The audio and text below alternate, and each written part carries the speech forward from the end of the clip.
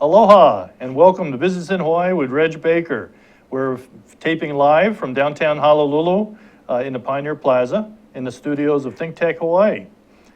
We're also available on YouTube, and we rebroadcast on OC16 and on Olelo occasionally during the week and the month. We're here every Thursday at 2 o'clock, and we're happy to have you here. Business in Hawaii is a show about positive stories about successful businesses and successful people in Hawaii. And contrary to what you may hear in the news, there are successes here that we want to make sure everybody hears about. Today we have one of those successes. We have Sherry Menor-McNamara, and she is the president and CEO of the Chamber of Commerce of Hawaii. Welcome, Sherry. Thank you. Thank you for having me on the show. Oh, it's great to have you. Now, the Chamber, you are from the State Chamber, correct? Yes, we are the State Chamber. There are a number of local and ethnic chambers, and we collaborate when we can. However, we are the State Chamber, so we're represented on each island. Very good. And now, how did you get into this position? You seem young to be heading up such a large statewide organization. You've been with the Chamber for a while, right?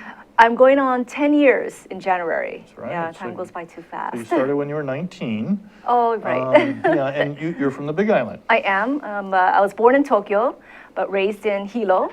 Then I went to public schools. I went to Hilo Union, Waikea Intermediate, then Waikea High School. So product for the public school system. Good testimonial. And, really good education there. Then when I turned 18, moved to the mainland for college.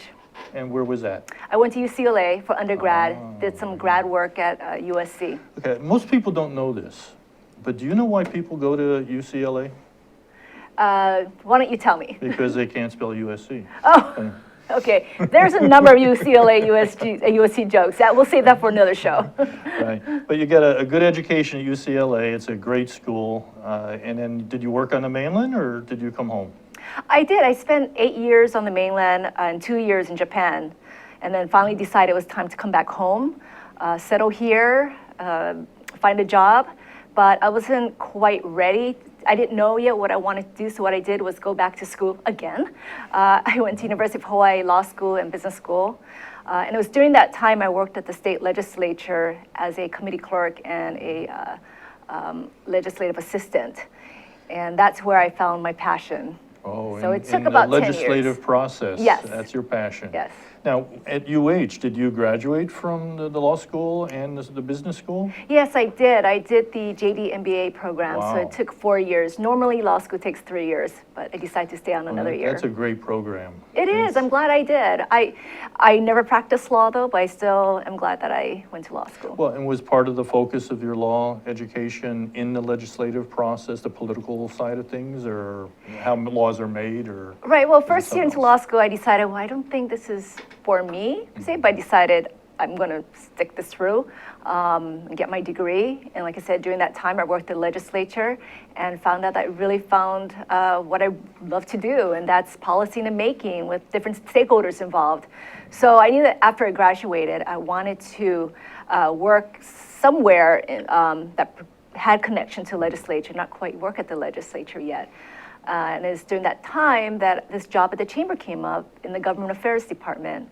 So I was in the Government Affairs Department for 8 years, and that's when the board decided they offered me to lead the organization. Yeah, when that position opened up. Yes. Very good. And during that 8 years that you did this, I mean, you were primarily involved in the political process and working with the Chamber and the businesses in Hawaii to go through that legislative session every year. Exactly. And for me, it was easy. And I say that because my mom is a small business owner. She's been an owner for the past 38 years or so. And so she's been through her challenges. And we witnessed the trials and tribulations, the blood, sweat, and tears it takes to run a small business in Hawaii. So being the advocate for business at the legislature came relatively easy. But when I started the Chamber, there was not enough engagement. While we went and testified and followed bills, we need to become more proactive and really raise the credibility of the voice of business. And that's when we added more initiatives such as engagement tools, Right. which we call the action alert system. It enables members to take action, submit testimony within a few minutes. Absolutely. And full disclosure for the audience, I'm the chair of the Small Business and Entrepreneurial Committee for the Chamber of Commerce, and we participate every year in trying to get people to go out and provide testimony at the legislature for certain bills that they may have interest in that the chamber either supports or doesn't support. But that's a piece of the chamber that's very important these days. Oh, it's one of our main programs, main functions of the organization. We have about 1,000 members representing 200,000 employees. And as one of the, if not leading business advocacy organization, it's critical that we strengthen our voice and represent the business voice at the legislature. Absolutely, because sometimes there's a lot of voices over there, and we have to be one of them, speaking from the chamber position. We have to be out there, make sure our voice is heard as well. Correct. We have to make sure we're the eyes, ears, and mouth at the legislature. And we also advocate on the local and federal levels as well. But our main focus is on the state level. Now, just going back just a little bit, you said that your mother has been a small business person and continues to be a small business person. And where is this? Is this on the Big Island as well, in Hilo? Yes, still in Hilo. Right. Right now, she has a very small team. At one point, it was a relatively mid-sized team, but because of the challenges the travel industry has been facing or continues to face, she had to cut back. And of course, the cost of doing business continues to be high. But with that said, still being in business with 38 plus years, that's a good indicator that, hey, small business can survive, but we can always do more to improve the climate. It's also telling me that she's doing something right.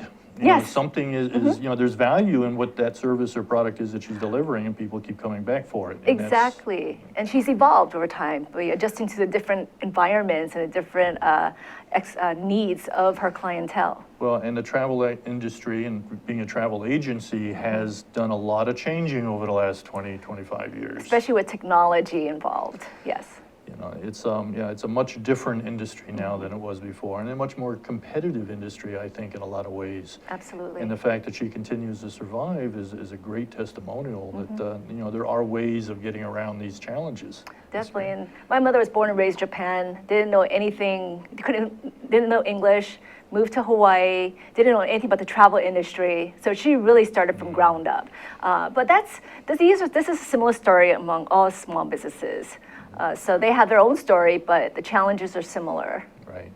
Absolutely. And did you have an opportunity to work in that business at all when you were going through high school or junior high school? Or? Oh, well, there are times my mom would put us at tasks, whether it's answering phone calls, right? Or filing papers, organizing the brochures on the wall. Sure. But we got to witness her working. Well, and that's a good observation, is to witness or observe how she would work and how having your own business it can be challenging. There's a lot of long hours and a lot of commitment, and sometimes you lose a little sleep from time to time. Oh, absolutely. And sometimes you don't cut a paycheck for yourself.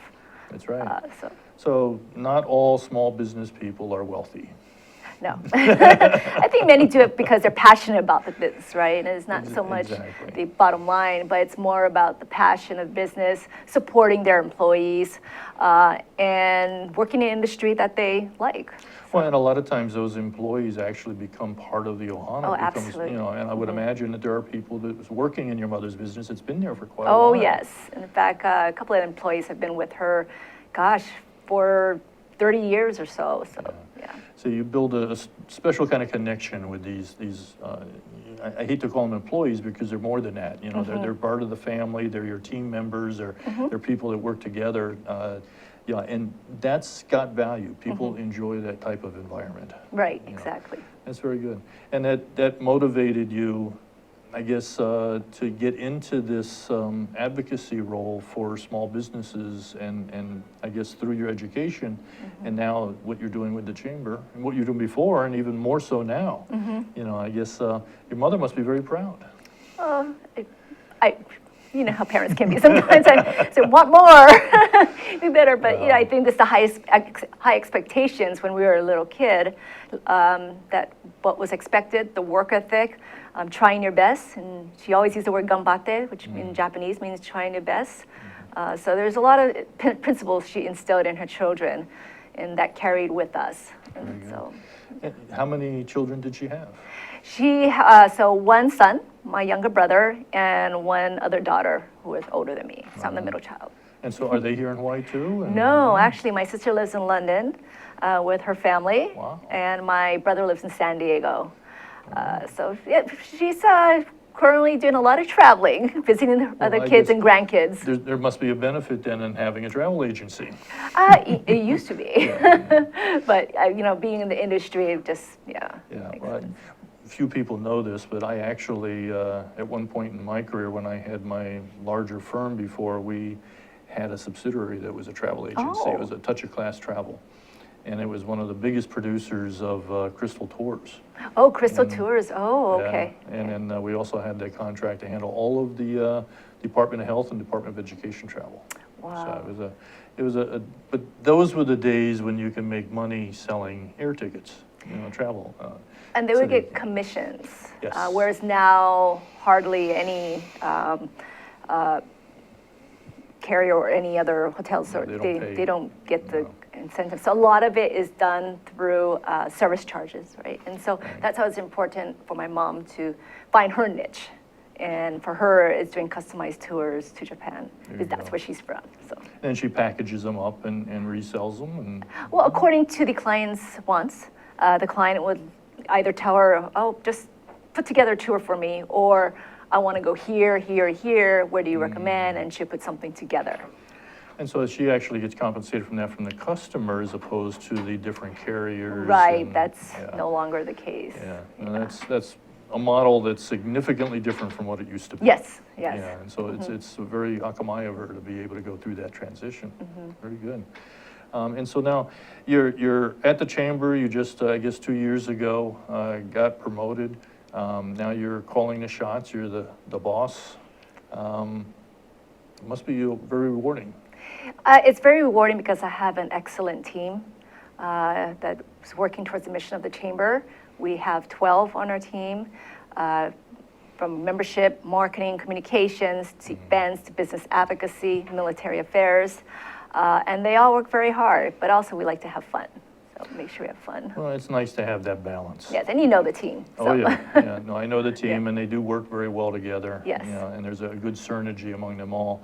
And we'll have another minute or two, and we'll go on break. And when we come back from break, we might want to talk a little bit about the structure of the chamber, how it's organized, and how you've got your different team members doing different things. And I would suggest that maybe the chamber is looking for volunteers to participate in some of this too, aren't you? Yes, we're always looking for volunteers. Oh. It's the more input we have from our business members, the more we can do, and the more informed and our position statements will be on various issues. Well, and a good example of that was that Small Business Academy that Yes. we just did, a month ago. Yes. And I guess, that was the second year. We had a successful first one. We've got a second one. And there's always room for more people to participate and get involved with that. It's very good. We're going to take a short break. Okay. And we're going to come back in about a minute. This is Reg Baker, Business in Hawaii, with Sherry Menor-McNamara. And we are going to be talking about the chamber and how it's structured and how you can get engaged if you were interested. So we'll be right back in about 1 minute.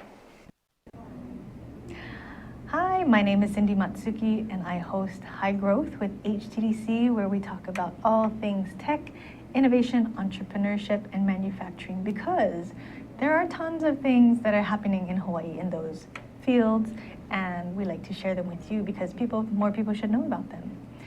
This show broadcasts live every other Tuesday at 3 o'clock on Think Tech Hawaii, and tune in, and we'll see you then. Thank you.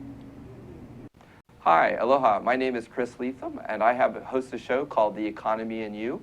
The show plays every Wednesday at noon, and on my show, I bring on guests who are interested or working in the technology space. And so I'd like you to come and watch the show and learn with me about all the sort of exciting things that we're doing in Hawaii to build and grow our economy ecosystem. So I'd like to say aloha, and I look forward to seeing you on the show. Thank you. Welcome back. This is Business in Hawaii with Reg Baker, and I'm here with Sherry Menor-McNamara. We are talking about the Chamber of Commerce and how it's structured and how you can actually get involved if you wanted to. So, Sherry, you've got a lot of moving parts over here. Can you just give us a general description of the Chamber and how it works? Absolutely. So we have approximately 1,000 members representing 200,000 employees, and our members are from different industries, different size businesses. But I would say about 80% of our members are small businesses, and generally 20 employees and under. Okay. As I mentioned earlier, our main function is advocacy and ensuring that there is a voice of business on any advocacy efforts. So that's really important to ensure that the business is always represented. Now, that's what you used to do, and Yes. now there's someone else that's helping you with that. That's Pono? Yes, so our Vice President of Business Advocacy and Development is Pono Chang, and the coordinator is Jenny Lee. And they have been very active and very doing a wonderful job in Right, executing the very advocacy engaged responsibilities. in the process. Absolutely. And I guess like you, in a sense, Pono has a background in that area, so he knows how the sausage is made. Yes, well, as a former lawmaker, he is definitely very familiar with the process. Right. And they also oversee the chamber committees, which is volunteer-driven. As you had mentioned earlier, you're the Small Business Committee Chair. And we have 5 other committees that covers different issues. But once again, these are all volunteer-driven. And so our members volunteer in these committees and provide input, mainly on policy matters, but also in coming up with different initiatives. For example, the Economic Development Committee came up with the Manufacturing in Hawaii initiative. And so from that, it spinned off. And so the Manufacturing in Hawaii has their own committee now. And so And they get engaged in a lot of different, other organizations in the state. Like, don't they have a conference going on right now in Waikiki? Yes, they do actually. HTDC and Innovate Hawaii are running a conference, a 4-day conference. 2 days on manufacturing, the other 2 days on SBR, which I understand you're going to be one of the keynote speakers. Yeah, Friday. So yeah, it's the first time they're having this manufacturing conference. But for the chamber, we recognize that while we'll always support the visitor and the military industry as they are number 1 and 2 economic drivers, we need to find another industry support to help diversify our economic base. And we really felt that manufacturing had potential. We have a little bit more than 1,000 manufacturers here. And Really? I didn't realize it was yes. that large. And we're not talking about cars, obviously. We're talking from food to fashion to light manufacturing, technology. So it's really exciting to see the products being made here, not only for Hawaii, being made in Hawaii for Hawaii, but also products being made to export to a broader audience, to an international market. Well, and there's a huge market out there that we can export to. Oh, absolutely. So it's a really exciting time for manufacturing, and it's a nationwide effort. So we're trying to say manufacturing is cool, and that it's a great industry to work for. Well, manufacturing is cool, and if it leads to making money, that's cool too. Oh, of course. Yeah. But so with that, and then manufacturing and that advocacy part, there's other pieces of the chamber Yes. as well. So another function is serving as a state liaison to the military. We've been the liaison since 1985. So that's really another very important function, is to support our number 2 industry. And the main role is to promote, protect, and preserve the military's presence in Hawaii. And as you know, they're facing challenges across the nation with sequestration and budget cuts. And it's especially important industry in Hawaii because it provides over 100,000 jobs. So any cuts would obviously have some kind of impact. Of course, and the multiplier effect of that is yes. significant.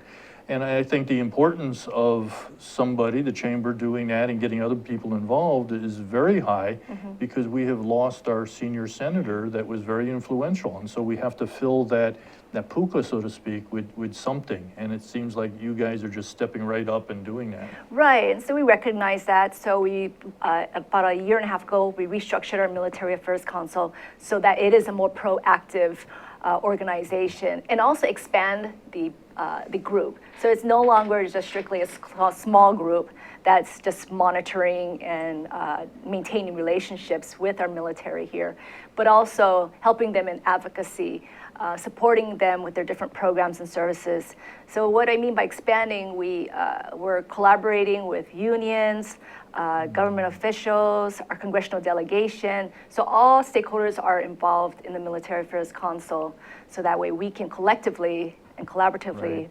And have one loud voice that we can use to educate people with. Right. You know, and I would assume, and from what I've seen, the military branches here in Hawaii embrace this. They welcome it. Yes, and so the chamber, once again, has been a liaison. So they're familiar with the chamber and its role, but definitely us becoming a more proactive organization, they appreciate that, and vice versa. Mm-hmm. You know, we're very appreciative of what they do here for Hawaii. They're not only here training, which is especially important for them, and that Hawaii is a place that they can do that, but also they contribute a lot to the economy and the community. They do a lot of community service work, so we should be really supportive and really recognize their contributions. You know, that's an important piece that I think a lot of people don't really appreciate or are aware of, is how much community involvement that different military services have in Hawaii and what they do for the communities that they live in. Right, so one of the, in May we have Military Appreciation Month, and we have an event where we recognize one individual from each branch service for their outstanding community service work. And the main person at the chamber is our Vice President of Military Affairs, Kamakana Kaimaloa. Very So good. he's been doing a very good job as well. Well, you know, and that's an important recognition that the chamber can do, is because sometimes the military services themselves are not able to do that. But there could be civilian organizations that support the military that can give that recognition and give that award and sponsor some ceremonies for them. You know, and it's I was involved with the Navy League for a number of years. I was a former Navy guy and spent a number of years in the Navy, and was on their board and their treasurer. And so we worked closely with the chamber back in those days and jointly doing some of these luncheons and award ceremonies. So it's very rewarding. Yes. You know, and so what else now? Okay. The So on chamber to the does? next program, we have the Young Professionals Program. Oh, beautiful. That's definitely an exciting one. It's a dynamic group of individuals. There's approximately 200 now that are part of Young Professionals. And I'm that's- termed out because you have to be age 21 to 39. Oh, so, really? Yes. They told me I had to join twice. Oh, well, lucky you. But 21 to 39, but once again, they are, it's an exciting group, exciting time for the group. I think with the different activities that are going on, the different changes in our state, these are energetic individuals that really want to learn, connect, and really become the next leaders, Well, leaders for our exactly. state. I mean, they are going to be groomed and eventually move into those leadership roles at some point. Right. And it's great to get them orientated to the process and learn how valuable the chamber is and how all these parts of the community work together to achieve, you know, common goals. Correct. So they have some wonderful programs such as Exec Connect, where they bring in a CEO to talk with them, and so they can learn more about leadership and backgrounds and their personal stories, how they became a leader, their company or in our state for that matter. I participated in that, and it's very rewarding to work with these very motivated, high-energy young professionals. It's a lot of fun.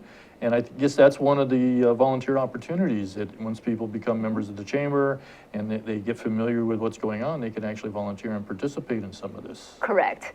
That's definitely another way to get more involved in the chamber. And once again, the young professionals really want to meet and connect with other businesses and really learn. And our executive director for that, who's also our director of communications, is Bianca Mortacini. Oh, perfect choice. Yes, I think so too. She's doing a fabulous job. That's good. And then I guess an interesting point is that the young professionals are only 2 or 3 years old, right?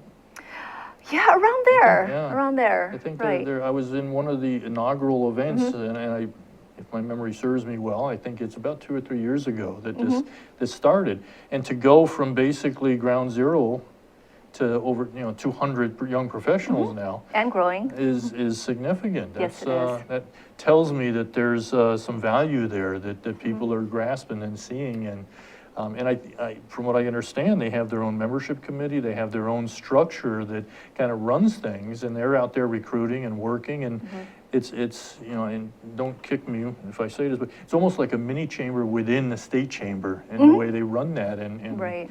you know, that's great learning skill. It's teaching a lot of skills for the people to be in that role. Exactly. It's self-running. Bianca oversees it and manages it and supports them, but everything they do, from the events to the administration of it to finding speakers and so forth, that's all driven by the Young Professionals Steering Committee. Very good. Yeah. And so if there was a chamber member company that was out there that had some younger people that were involved with their company as employees, or maybe there was somebody that they were lining up as a successor, you know, maybe a family-owned business and have a succession plan, this would be a perfect training ground for them to come in and engage and get involved and see how things work. Oh, absolutely. And that's, we constantly encourage our members to encourage their employees within that age group, of course, to join the Young Professionals program. All right. So we've got a lot going on. Is there anything we've missed? Oh, events. Oh, yes. As you know, we have a That's number of events.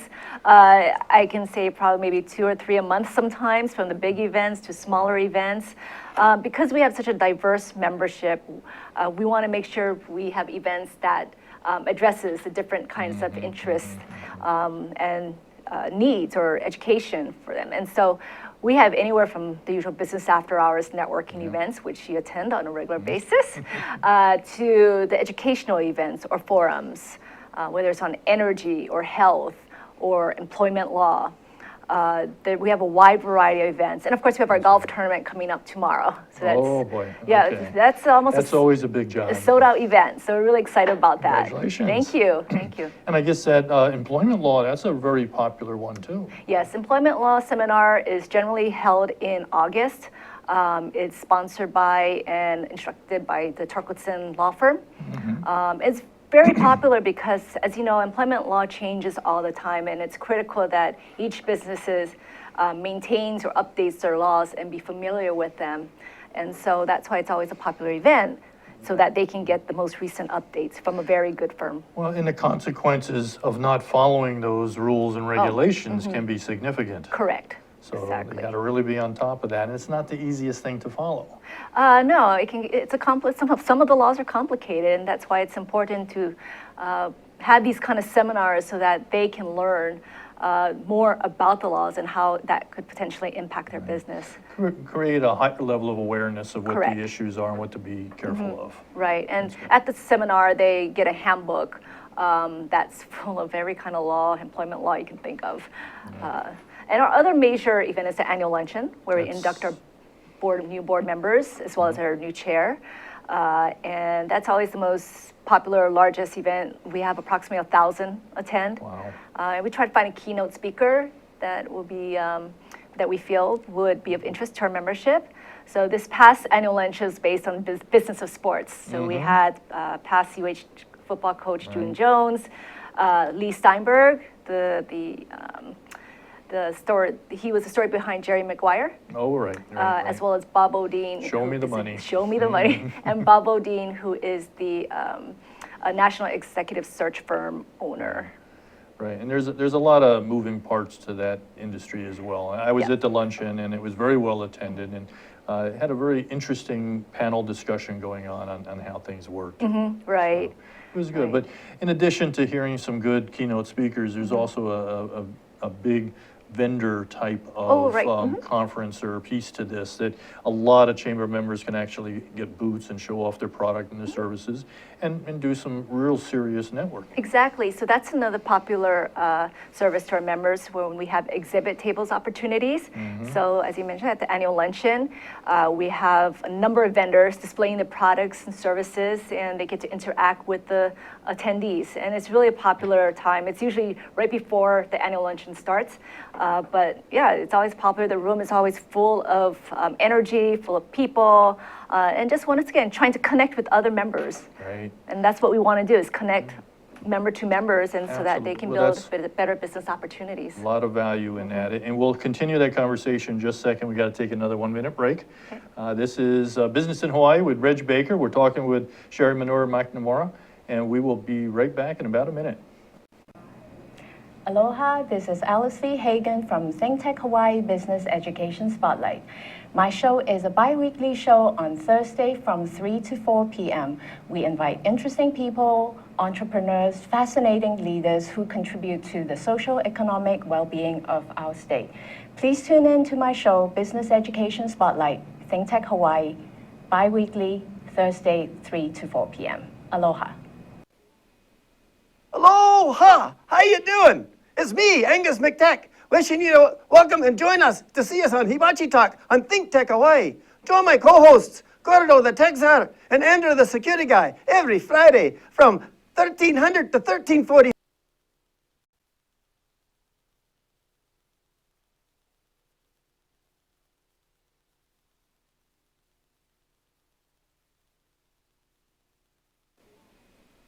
Aloha! How you doing? It's me, Angus McTech, wishing you to welcome and join us to see us on Hibachi Talk on Think Tech Hawaii. Join my co-hosts, Gordo the Tech Czar and Andrew the Security Guy, every Friday from 1300 to 1345. We look forward to seeing you. We'll talk tech and we'll have some wee bit of fun. And remember, let your wing gang free wherever you be. Aloha! Hi, I'm Donna Blanchard. I'm the host of Center Stage here on Think Tech Hawaii.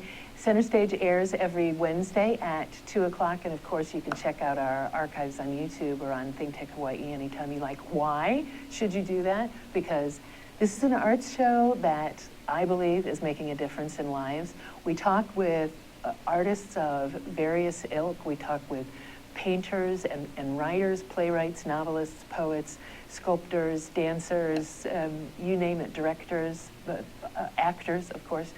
And we don't only talk about what people do, but we talk about how they do it. And my favorite part of the conversation, we talk about why they do it. And it's really common on this show to hear people say, wow, I didn't think about it that way. And it's very common to hear people afterwards who have seen the show say the same thing. And I hear all the time that people are inspired by the conversations that we have. So why don't you join us and be inspired too? That's Center Stage on Wednesdays at 2 o'clock. We'll see you Center Stage. Welcome back. This is Reg Baker, Business in Hawaii. I'm here with Sherry Menor-McNamara.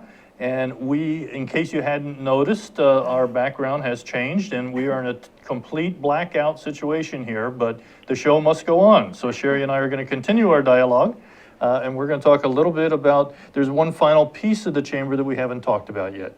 Yes, so that's our communications and marketing.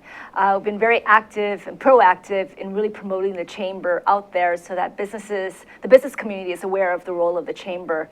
And so what we've done, and this is with the leadership of our Vice President of Communications and Marketing, as well as Bianca Borracini, who I mentioned earlier. They handle all our communications and marketing, and their responsibility at the beginning when they joined our team was to revamp the communication process. So what they did is come up with the e-Voice of Business newsletter that comes out every Wednesday and includes all kinds of information about the military, about our advocacy efforts, all the member events that are going on, as well as our events. So a very comprehensive and detailed newsletter in a snapshot. But definitely a way for members to get more information about what's going on at the chamber. And of course, social media, right? Being more active on social media. And the website. And website, cochawaii.org. That's right. Pretty much find everything on there. And if you can't, we encourage our members or anyone in the business community or anyone to give us a call, and hopefully we can answer their question or at least direct them to the right person. Now, all these different areas, departments, all these functions, all these events, everything. Now, you said you had a staff of about 120? Oh, I wish. When I mentioned to other chambers or other groups that we have 12 on our team, they said, wow, that's big. I said, well, when you consider we have 1,000 members, we do this many events throughout the year. It's pretty much a 1-2 person department putting on these different programs.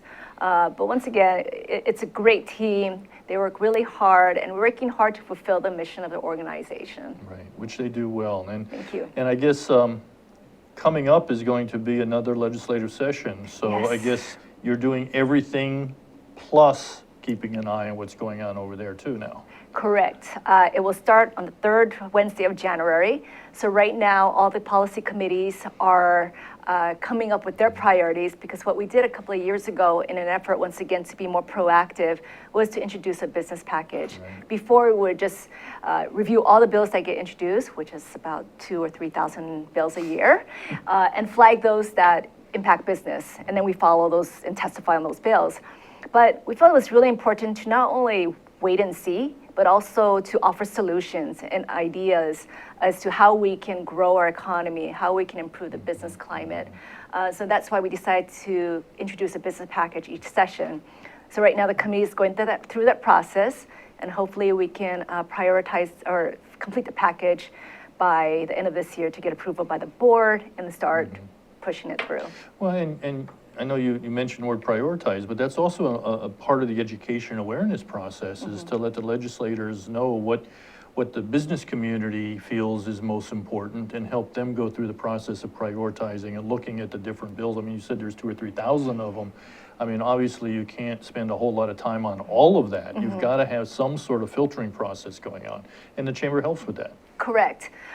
So in the beginning of session, Pono and I go through all the bills, read all the bills, and identify those that impact business. And that generally comes out to about 200 or 300 bills per session.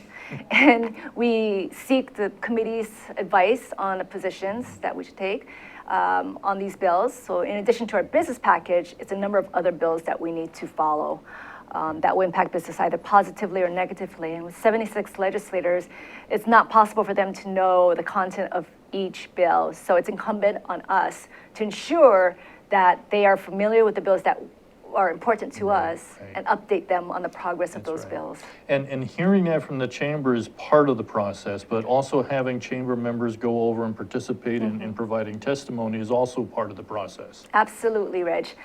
That's what we always emphasize: engagement, engagement, engagement. They need to have a voice out there, and it really makes a difference. For example, one session, there's a really hot bill going through the process, and we sent an action alert to our members, and our system allows us to track how many letters go to each legislator that received the letter.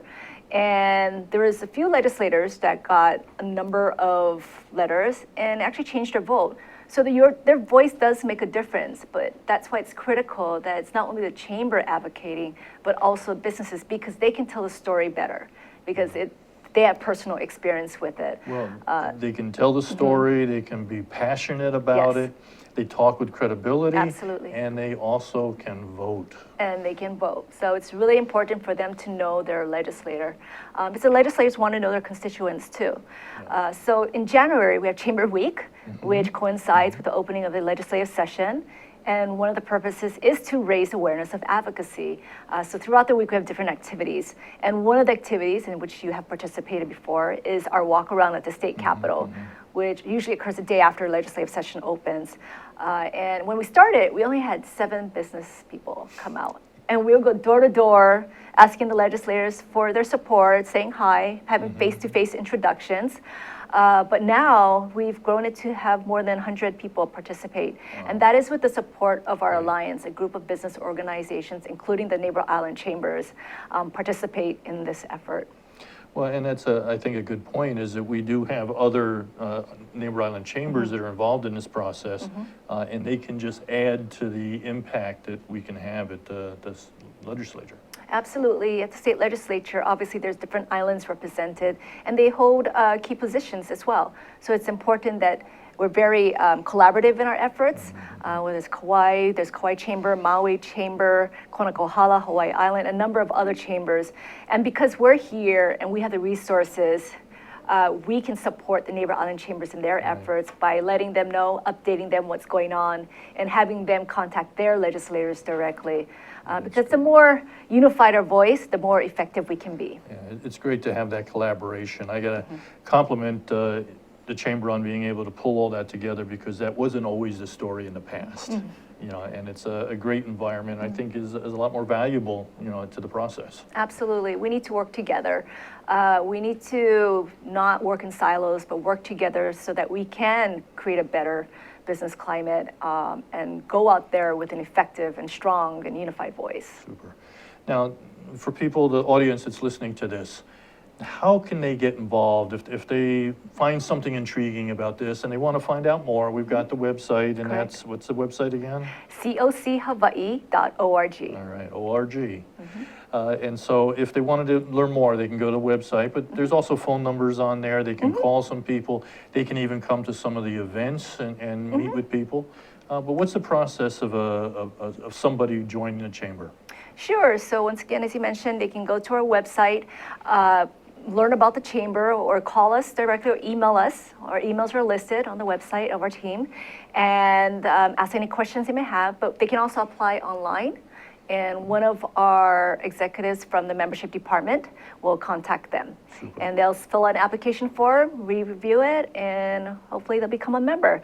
We're 1,000 members strong, but we're aiming for 2,000 by 2016. All right. And it's critical. It's not so much growing our membership, but it's growing a community, a business community, to be a stronger business community. Because obviously, the more members we have, the more voices we have, and the more effective we will be. Well, and a lot of times, some of the events that the chamber sponsors, the business after hours, and some of the other trainings, like the Focus on Small Business series and things like this, the members will actually come together, they'll hear the speakers, and then they'll collaborate among themselves. There's a networking that takes place, not just to meet people, but also to collaborate and work together and maybe self-promote a little bit and get some business out of it. And it goes back to engagement. Members join for different reasons. Some join because of our advocacy efforts.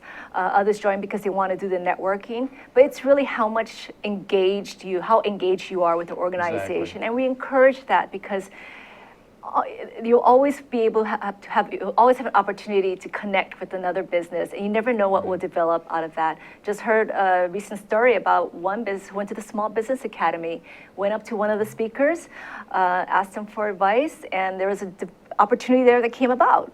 So it's, once again, being engaged, connecting with other businesses.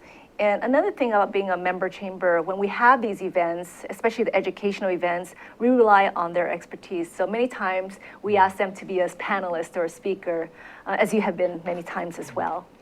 Right, and the old cliche is that you get out of something what you put into it. Yes. And I think if you go in there with the intent of not being shy, because everybody is there to meet other people, and some people are more comfortable in going out and talking. But everybody's there to meet, to collaborate, and share stories. And if you go in with the intent to get engaged, you get a lot out of it. Absolutely, absolutely. Very good. And there's a number of testimonials on our website if they want to see. And for our members, if they want to connect with another member, we'll be more than happy to make that introduction as well.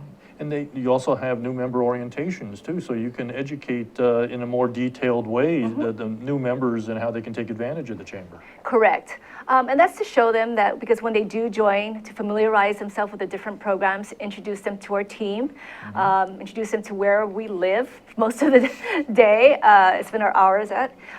So it's a really good time for them to take that first step in connecting with the different businesses and learning more about the chamber. And another initiative we started was Chamber 2.0. That's for businesses who are interested in joining but want to learn more. So that's been a very successful initiative so far. It's a smaller group, so that way there's more, it can be more informal, more questions can be asked, more interaction. And so we started that, and it occurs almost every month. So if they want to participate in Chamber 2.0 to get a introduction to the chamber, we've been more than happy to have them there. So, and how would they do that? They can go to our website, or they can call us, and then one of us will be able to answer that question. And what I have found is that chamber members have no problem talking about the chamber.